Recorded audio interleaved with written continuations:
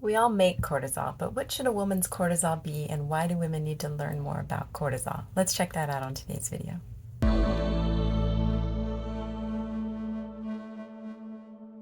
Before we begin, please hit the bell to be notified when I post new videos and the like button and the subscribe button to help the channel grow. You will be getting tons of gut and hormone related content and you'll help the channel grow. So win-win, you and I. So welcome, I'm Dr. Shelley Meyer. I am a functional medicine doctor, a family doctor, a registered dietitian, and I share tons of content on gut and hormone health. So I bring that expertise to you. I have my own functional medicine practice, but I bring that expertise here to you on YouTube so you can learn more on your own because it can be a very overwhelming topic. Gut health and hormone health and how they relate can be very overwhelming. So I'm here to help you get more energy, conquer your gut issues, your hormone imbalances. I've got tons of content. I've been doing this since 2019, so check out all my prior videos too. And welcome again. So today we are talking about cortisol. What is cortisol? Well, it's a glucocorticoid hormone that we produce in our adrenal glands, which sit right above our kidneys. And they are, the adrenal glands make these hormones. The cortisol hormones, in particular, have to do with stress. And hormones are chemicals that they coordinate different functions in our body. They carry messages through your blood to your organs, to your skin, and muscles and tissues. And they tell our body what to do, basically. So, like I said, glucocorticoid is what cortisol is, and that's a steroid hormone. Not the same kind that you think of with like steroid injections or, harmful things like this. Any hormone, when it's overdone in your body, can be harmful, but it's a helpful a stress hormone that kind of gives us a signal that there is stress. So we want a good balance with it.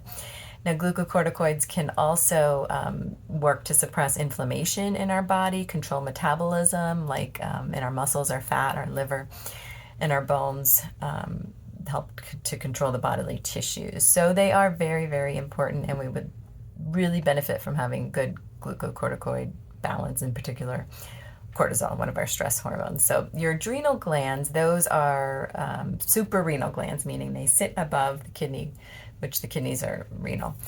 So they're small triangle-shaped little glands. They are part of our endocrine system, meaning producing hormones. And cortisol, like I said, is an essential hormone that is within that system and that's made by the adrenals. It affects so many organs and tissues in our body. It can regulate our body's stress. That is what it's most known for, is stress hormones. Help your body use fat, proteins, carbs, and it can help with our metabolism, as we probably know. It also, though, just like I said with other hormones, can suppress inflammation and regulate our blood sugar. So a lot of people don't think of the connection between their stress and their blood sugar, and a lot of that's through cortisol. So blood sugar can be something very troublesome in creating chronic disease, creating prediabetes, diabetes, and all the complications that go along with diabetes.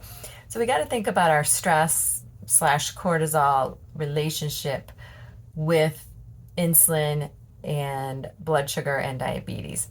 So it also can help regulate blood pressure. So if you're super stressed, not just because of the cortisol, but cortisol can factor into when your blood pressure raises from being super stressed. And then it can also help control our sleep-wake cycle. So you can see it's really, really important. Our body keeps a good, tight monitoring, checking on our cortisol like it does our blood sugar. And we want homeostasis with hormones and with blood sugar and many other things in our body. We want balance, which is homeostasis. So higher than normal can be harmful to our health, and lower than normal can be harmful to our health. So in particular, how do we check cortisol? What should a woman's cortisol be? Well, let's dive into that. So cortisol is best checked in the urine or the saliva. So that can be done, I think, through conventional labs, through LabCorp or Quest. Your doctor could order that, and they would do it. I usually think through the saliva are their tests. So that can be done, and you want those different points throughout the day so that you can check what the rise and fall and everything is. I will go over that and I'll show some graphs. But if you can also, if you want a quick check of your cortisol, you could do a spot check, basically like a blood draw with your doctor between 7 and 9 a.m. is very important to do a fasting cortisol. And it has to be fasting. You have to be fasting at least 12 hours overnight. And make sure the day before that it's not a particularly hugely stressful day for you. That if you have stressful days every day, just make it a normal day. So if it is that your life is full of stress, then just make it a normal day. Don't wait for the perfect day. But you do want to get up between 7 and 9 a.m. And you don't want to have like a huge sugar rush of food the day before. Just try to eat normally, act normally, do it after a normal day. But my favorite test is the Dutch test. So you can order the Dutch test through me, and I have done a video on the Dutch test. So it stands for Dried Urine Testing for Complete Hormones. It's a urine test. Obviously, it's all in the name.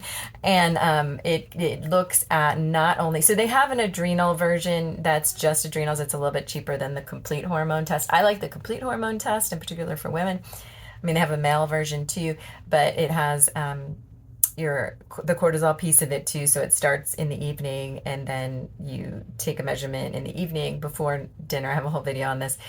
As soon as you wake up in the morning, and then like 2 hours later, and then you're done. So it gives you that nice graph to show you like where you are as compared to normal with your cortisol. I love that part of it. I love that it has estradiol markers, like, well, estradiol, all the different kinds of estrogen basically, and how they break down. So I feel like if you have a high risk for breast cancer or female cancers, you should do the Dutch test if you can afford it. It is, I think that now it's up to in the 300s. So it's pricey, but if you can afford it, do it. And you can look at this pie chart where they show how your estrogen breaks down. And if it's more red on the pie chart, like I say in my video, that means it's a more harmful estrogen breakdown. So you can really help to lower that by doing things that I've talked about in my videos, and I won't diverge into all of that right now. Look at my estrogen dominance videos. But anyway, the Dutch test is great for cortisol, and there's other things in there too if you do the complete hormone. Now, some normals for your blood cortisol. So if you're just starting with blood cortisol, what should your normal be? Between 6 and 8 a.m. or 7 to 9 a.m., that's a debate. I usually do between 7 and 9 a.m. blood draws for my cortisol, but you could do between 6 and 8. You just need to, 8 is the ideal time, 8 a.m. And then if you're going to do an afternoon draw, you want to do it between 1 and 4. So the morning normal for a blood draw should be 9 to 15 micrograms per deciliter. That's the measurement they're going to use for that on your report, like your LabCorp or Quest report. In the afternoon, between 1 and 4, you should be between 3 and 10 micrograms per deciliter. Now, the more you can be in the middle of those numbers, the better. And keep in mind that if you're someone that gets very nervous with blood draws, that it could shoot your cortisol up. So that's why it's usually not as accurate as the urine or saliva test. Also, urine or saliva tests give us, multiple readings and show us if we make the nice cortisol peak and drop throughout the day. And our blood tests do not do that. But if it's the only thing your doctor will do, you can start there and see if you're feeling like low cortisol or high cortisol. And I'll talk about, stay tuned, because I'm going to talk about what that feels like. The Dutch test, like I said, you can order through Rupa Labs through me or through your functional medicine provider. And I will have a link to that in the description.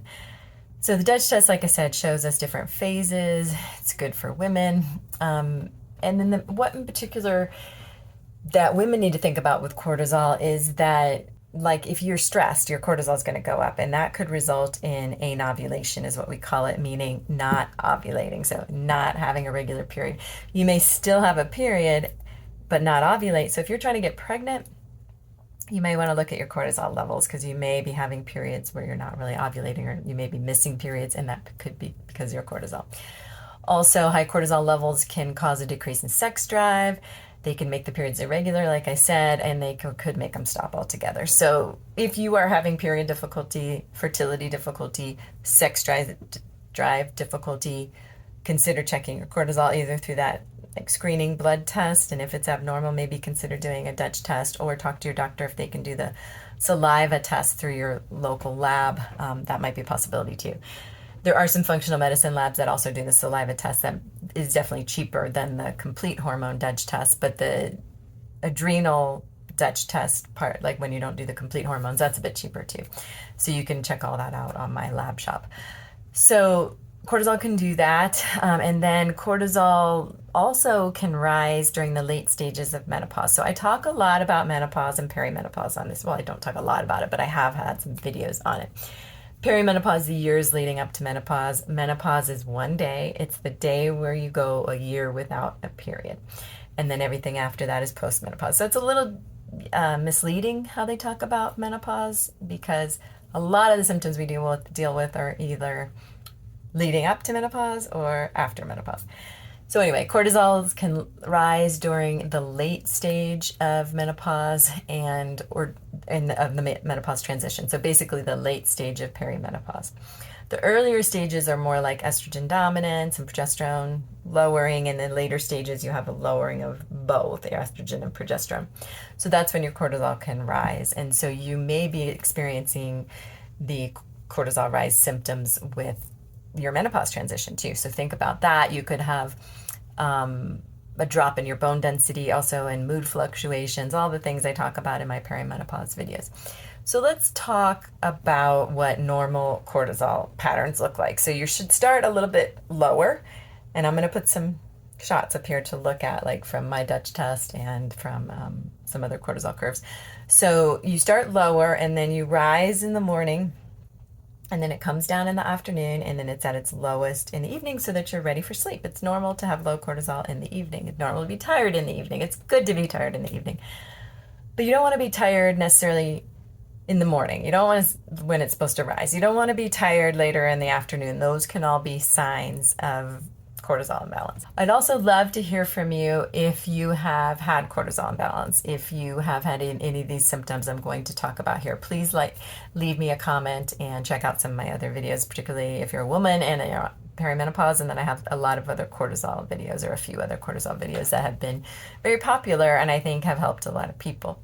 So what can a cortisol imbalance feel like? You can feel on the high end like you're just kind of hyper, excessive energy, can't sleep, anxiety, panic attacks, weight gain. We have that cortisol belly can happen. It's not always cortisol when you get a belly. It could be blood sugar problems, but those do relate, as I talked about. So weight gain, and just insomnia and feeling anxious and feeling hyper. Low levels are kind of the opposite. You're fatigued, low energy. You can have salt and sugar cravings because of that low cortisol. You could have irritability, increased inflammation. You can't keep up with others in your exercise class, or when you're exercising like you used to. You could have poor wound healing, emotional imbalance, like basically feeling depressed, and you could startle easily. So the interesting thing about cortisol, sorry about my dogs barking in the background. The interesting about cortisol is it can go through phases. You can go through phases of adrenal issues. So your first stage, you could feel adrenal fatigue, but you can have high cortisol and low DHEA, which is another kind of helper hormone that can turn into other hormones. And it is tested through blood work or on the Dutch test also. So you could be tired with high cortisol. Sometimes it's contradictory, and that's what's interesting about it, and that's why it's good to test. In the second stage, you can have low normal levels of cortisol, low normal DHEA. In the third stage, you can go into low cortisol, and you could be fatigued. So in the first stage, you could have all of the high cortisol symptoms. I'm not saying you can't, but sometimes you can feel wired and tired, and that can show us that you're leaning into a cortisol issue. This is fluctuant. It's a hormone. It's not going to be the same every day. So if we do a test, it's not going to be like that's going to be exactly the same way you are tomorrow. But it's a window into how you're feeling, might validate how you're feeling, might give you a path to follow. I'm not saying it's the be-all, end-all, and there's one cure for everyone. It's not true that that is the case, but looking at cortisol, knowing about your cortisol, knowing how it relates to your blood sugar, these are all cool, interesting things we need to know and ways to change. They're all a path to freedom, a path to energy balance, a path to change. So I think it's really important to look at it. Now, when you're in the first stage of adrenal fatigue, like I said, you could be wired and tired, you could be wired, or you could be tired. Your second stage, you could be all those things also. Your third stage, generally, when you're in the third and final stage, you're dropping down into that fatigue and that flatlining of your cortisol. So you are feeling really sluggish and tired kind of all throughout the day. You can fall anywhere in between, and you could stay at one stage. You're not always going to progress through the stages. It's really interesting. So that's why I do test it with my patients, and I do look at herbs that I've talked about in my other videos to help support. So what are some other ways we can support our cortisol when it's imbalanced? Because many of us do have imbalanced cortisol. So even if you don't check it, you may recognize some of these symptoms and think, okay, I'm in one of these stages. So how can you get out of cortisol imbalance? Well, I do like herbs, but you can't supplement your way out of cortisol imbalance. You can't supplement your way out of an adrenal problem. Herbs and supplements are this much. This much of it is stress management, looking at your stress, setting your boundaries, self-care, getting rid of toxic relationships, finding joy, finding gratitude, finding peace. So like I've talked about in my other videos, deep breathing, meditation, releasing that stress, that's huge. And it's so underrated. I've talked about that so much too, and I'm so sorry that my dog is barking so much. It's so underrated, the self-care, stress management piece. It's not easy. It seems easy in theory, but the deep breathing, the meditation, making it a habit, looking really deeply into your head at your thoughts, it's not easy, but it has to be done in order for this to change. Caffeine management. So keeping your caffeine lower, like let's say even 100 milligrams or lower of caffeine per day when, not let's say, that's what the studies show, when you have a cortisol imbalance. Sugar management. So not eating those processed sugars, looking at your carbs. Are you eating low fiber, highly processed carbs? So really taking a deep dive into there. I like to say as a rough rule of thumb, you want a carb to have 1 gram of fiber for every 10 grams of carbs. That means it's a higher density, lower glycemic index, lower to affect your cortisol carbs. So that's a 10 to 1 ratio. 10 grams of carbs, you want 1 gram for every 10 grams. 1 gram of fiber for every 10 grams of carbs. And then supplements. You've got your supplement piece to it. So I like adaptogens. Those are herbs that can come in and help balance your cortisol, help cool it down when it needs cooling down, help spike it up when it needs spiking up. I use things like ashwagandha, rhodiola. I use maca sometimes. It can be a bit stimulating, so I tend to use that HPA Adapt blend by Integrative Therapeutics. I don't have any association with them, but there are links, affiliate links in the description where you can get my full script discount, but it's not a direct association with them. And Amazon, you could get it through there too. Have a caveat for that in a minute. But so I like that one, but it does have maca in there, and that can be very stimulating. So if you're in the kind of hyper stage, you might not want that one. I feel like if you're in the hyper stage of too much cortisol, I like things like Cortisol Calm by Pure Encapsulations and Cortisol Manager by Integrative Therapeutics. Those are really good blends. And then you can do the individual herbs of rhodiola, like I said, or ashwagandha. Magnolia is great. That's a great herb for calming cortisol. So I have a whole video on the supplements and what I like, and then I'll put some of them in the link below. So if you feel like you're needing more support for stress management, check out my free PDF. All you have to do is join my mailing list. I don't spam you, trust me. I think all of you that are a part of it know that. I just let you know when I have videos or products available, but that's not that much, maybe once a week or less. So it's a free PDF, more tools for stress busting. And then my other cortisol videos, I'm going to link those in the description above. So thank you for joining me. This went a little longer than I thought it would, but cortisol is a big, deep, interesting subject, especially for women and how it relates to women.